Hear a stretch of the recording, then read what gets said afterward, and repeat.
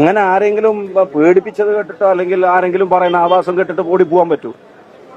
ഞാൻ എന്റെ ഒരു ജനാധിപത്യ വിരുദ്ധത എന്റെ ഭാഗത്തുനിന്ന് ഉണ്ടായിട്ടില്ല. പോലീസ് അവിടെ ഉണ്ടായിരുന്നു, പോലീസ് അവരുടെ അടുത്ത് നേരത്തെ മാറ്റിയൊന്നുമില്ല. അതൊക്കെ പോലീസിന്റെ ഇഷ്ടം. ഞങ്ങൾക്കിപ്പോൾ വടകര അങ്ങാടി കൂടെ പോകാൻ അല്ലെങ്കിൽ വടകര അങ്ങാടി കൂടെ നടക്കാൻ ആരുടെയും സ്പെഷ്യൽ പെർമിഷന്റെ ഒന്നും ആവശ്യമില്ല, സ്പെഷ്യൽ സാങ്ഷന്റെ ഒന്നും ആവശ്യമില്ല. ജനങ്ങൾ വോട്ട് ചെയ്തും ജയിപ്പിച്ചിട്ടൊക്കെ തന്നെയാണ് ഞങ്ങളിവിടെ പൊതുപ്രവർത്തനം നടത്തുന്നു നിലനിൽക്കുന്നത്. അപ്പൊ അതുകൊണ്ട് അതിന്റെ ഒന്നും ആവശ്യമില്ല. ഞങ്ങൾക്ക് ഒരു അക്രമത്തിനും തിരിച്ച് അതിക്രമം കൊണ്ട് മറുപടിയില്ല.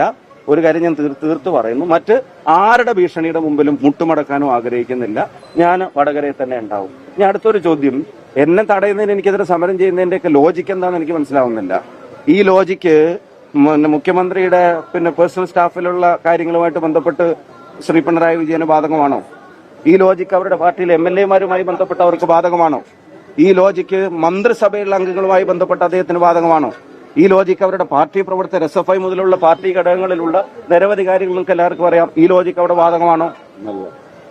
MLA-മാർ ഉൾപ്പെടെയുള്ള ആളുകളുടെ കാര്യത്തിൽ അത് ബാധകമാണോ? അപ്പൊ അതൊന്നും നോക്കാതെ ഇതൊരു രാഷ്ട്രീയ പ്രേരിതമായ ആയിക്കോട്ടെ, രാഷ്ട്രീയ അതാണെങ്കിൽ സമരം ചെയ്തോട്ടെ. അപ്പോഴും പറയുന്നു, ലോജിക്കിന്റെ ന്യായീകരണങ്ങളില്ലെങ്കിൽ പോലും സമരം ചെയ്യാനുള്ള ഒരു അവകാശത്തെയും ചോദ്യം ചെയ്യാൻ ആഗ്രഹിക്കുന്നില്ല. പ്രതിഷേധങ്ങൾ ഇനിയും ഉണ്ടായിക്കോട്ടെ, പക്ഷെ വായടപ്പിക്കാമെന്നോ പീഡിപ്പിച്ചിട്ട് നിലത്തിറങ്ങാതിരിക്കാതാക്കാമെന്നോ ആരും കരുതരുതെന്ന് മാത്രമേ പറഞ്ഞിട്ടുള്ളൂ.